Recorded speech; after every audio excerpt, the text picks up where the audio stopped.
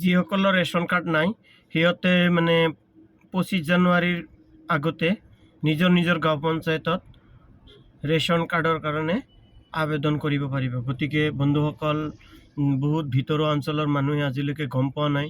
আপোনালোকে এই ভিডিঅ'টোৰ দ্বাৰা সকলোকে জনাই দিয়ক যে সিহঁতে মানে ৰেচন কাৰ্ডৰ কাৰণে মানে আবেদন কৰিব পাৰিব। আমাৰ খাদ্য সুৰক্ষা আইনমন্ত্ৰী ও পঞ্চায়ত আৰু গ্ৰামোন্নয়ন বিভাগৰ মন্ত্ৰী মাননীয় শ্ৰীযুত ৰঞ্জিত কুমাৰ দাস ডাঙৰীয়া ভোগালী বিহুৰ প্ৰাকক্ষণতেই মানে হেঁপাহৰ ভোগালী বিহুৰ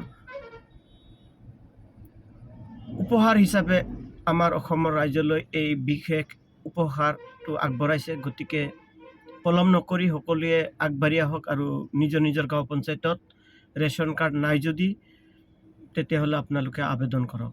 আৰু নাইবা কোনোবা পৰিয়ালৰ যদি ৰেচন কাৰ্ড আছেও আৰু সিহঁতৰ 2-3টা মানে যদি সদস্য তাত নাম ভৰ্তি কৰিবলৈ বাকী আছে, গতিকে তথাপিও আপোনালোকে কি কৰিব পাৰে, সিহঁতৰ এই সদস্যকেইটাৰ নাম অন্তৰ্ভুক্ত কৰিব পাৰে আপোনাৰ ৰেচন কাৰ্ডৰ লগত। ধন্যবাদ।